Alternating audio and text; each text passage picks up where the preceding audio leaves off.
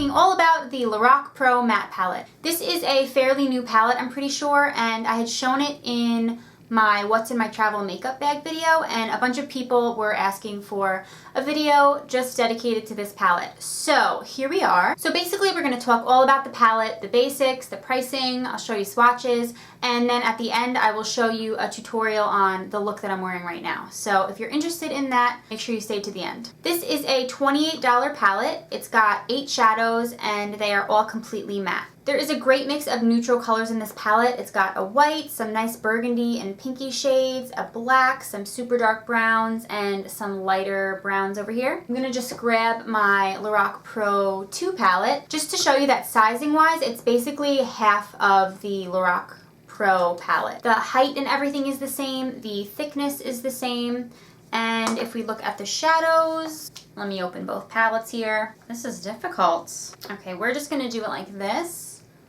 Okay, no, that's not gonna work out. How do people do this? Okay, we figured it out. So the shadow sizes are the same. I will show some swatches of these in a little bit, but I just want to talk about the formula first. If you have any of the other Lorac palettes, then the matte shadows basically have the same formulation across the board. So my matte shadows in my Lorac Pro 2 are the same formulation as the matte shadows in this little guy. If you're not familiar with Lorac shadows, the matte shades, they are still creamy, but I think they're a little bit more on the powdery side.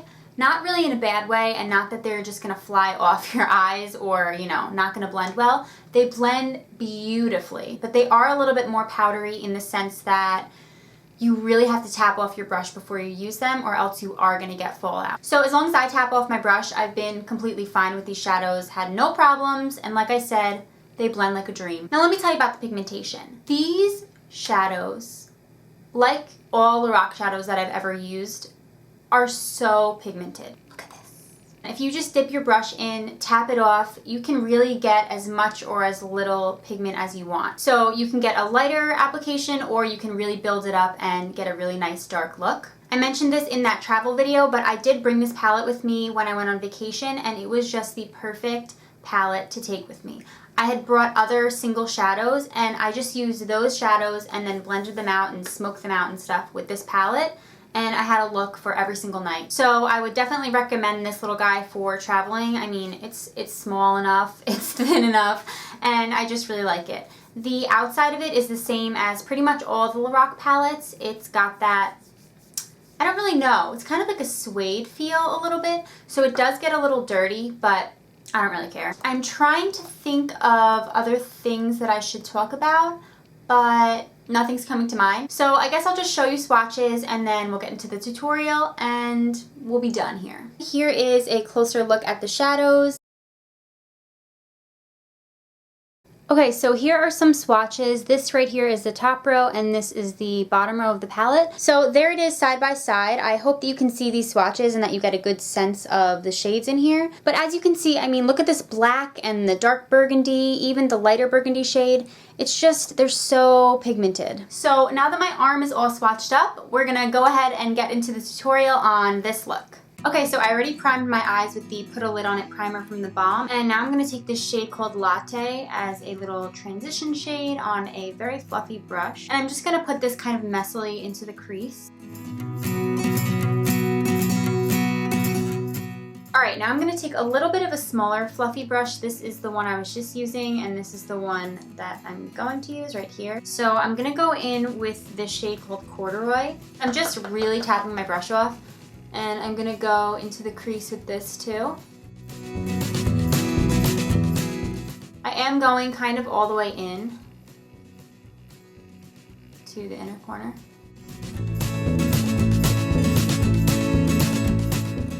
Alright, and then I'm just gonna take whatever's left on this brush and just kind of buff it out, blend it out a little. I'm kind of being really messy right now, but it will all come together in the end. Hopefully. Now I'm going in with the pencil brush and taking that corduroy shade that we just used, and I'm gonna focus it more on the outer part of my crease and going into my outer corner a little bit. Okay, now again, taking my blending brush and just blending out the edges. Okay, now I'm going to take the same pencil brush and the darkest brown in this palette called Chocolate, and I'm going to pretty much go over what I just did with the corduroy shade and really, really darken up the outer corner and outer V of my eye.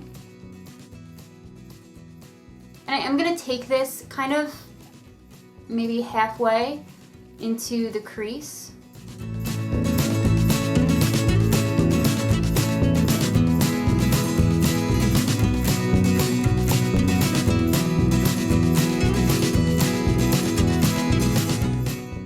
Again, you guessed it, going with my blending brush.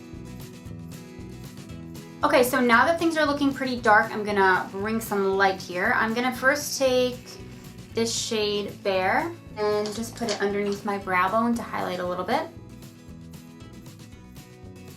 I'm gonna take that same Bare shade and put it on the inner portion of my lid.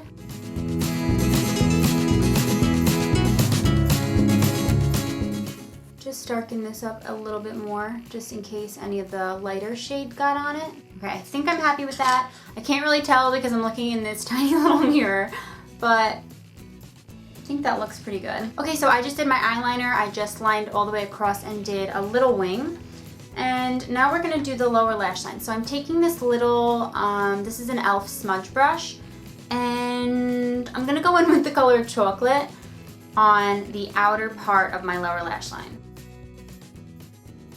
And then I'm just wiping off that brush, and I'm using Corduroy, the little lighter shade, on the rest of my lower lash line.